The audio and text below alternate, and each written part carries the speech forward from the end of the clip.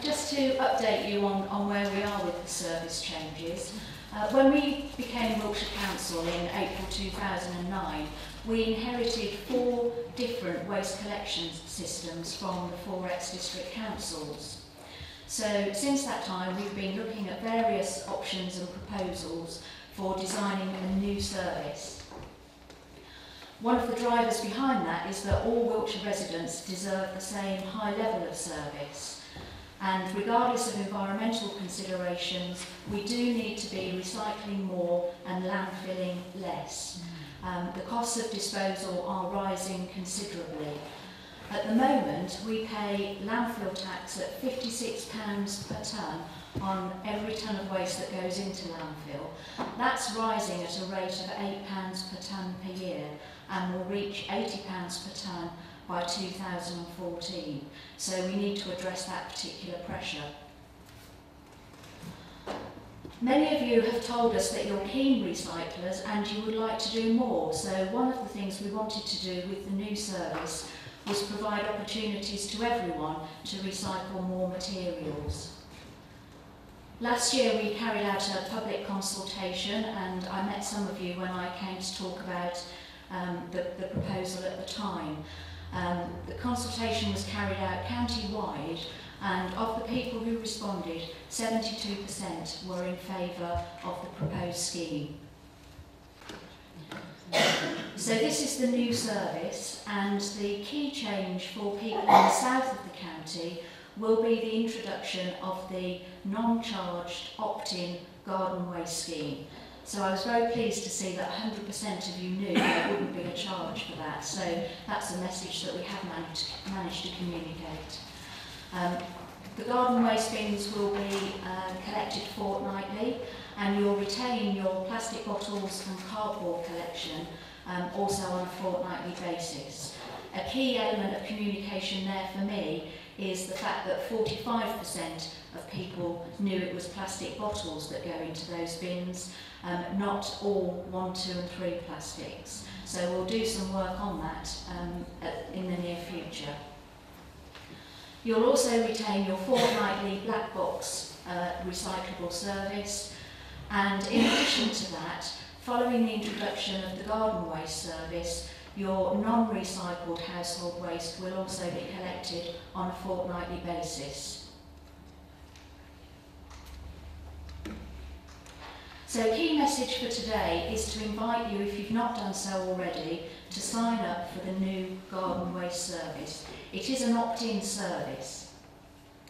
The key message for us is that those of you who home compost, and we know a lot of you do, please continue to do so.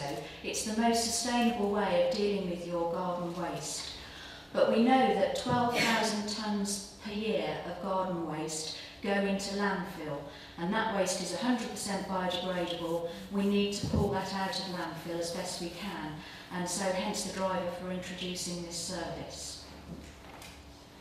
If you've already signed up for the charge garden waste service, you'll keep your bin, you don't need to sign up again, you simply will cease to receive invoices from us for that service in future.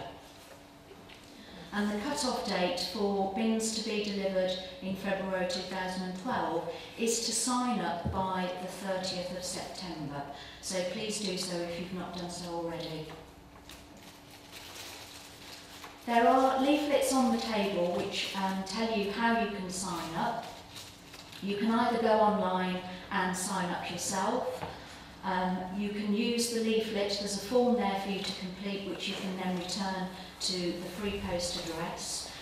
You can telephone us, and there is a telephone number again in the leaflet if you prefer to use that method. We're also holding a number of road shows, and again we need to tell you when those are and where they're going to be held, and there'll be opportunities to sign up at the road shows as well.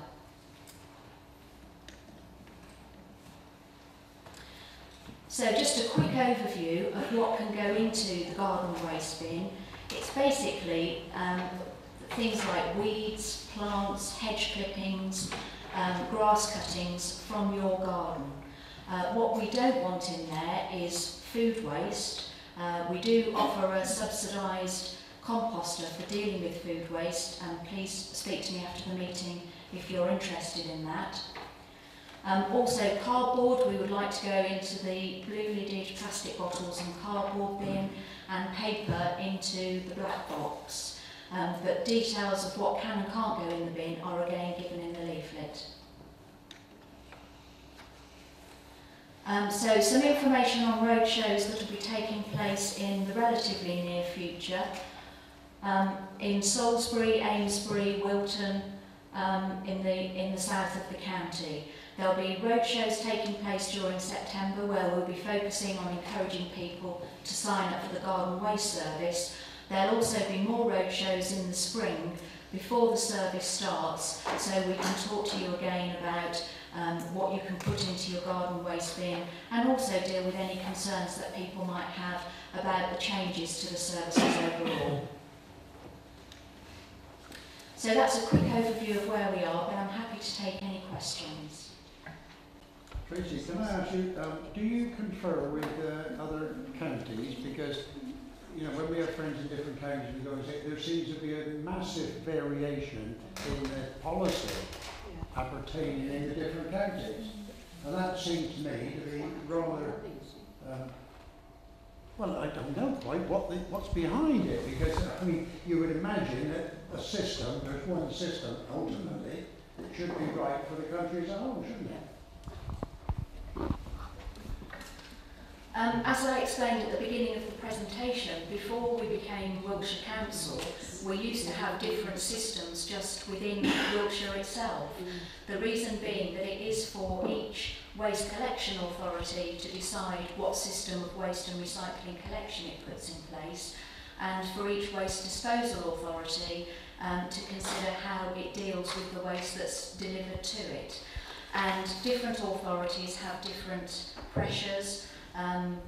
For example, there are authorities where they might have a much higher proportion of buildings, high multiple occupancy buildings like flats, where it's very difficult to put in curbside recycling systems. The gentleman referred earlier to the problems of carrying a heavy box. If you live in a tower block, those problems are going to be compounded. So there are reasons why different systems have been designed over a period of time. I suspect that as every authority tries to recycle more and more, we will see more similarities in the systems that are put in place.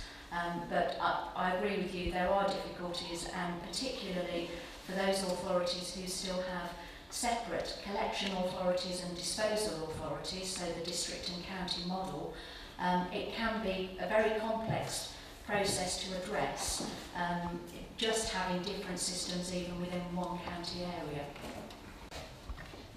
As we go to fortnightly collection per household waste, is there any plan to increase the volume of the black wheelie bin?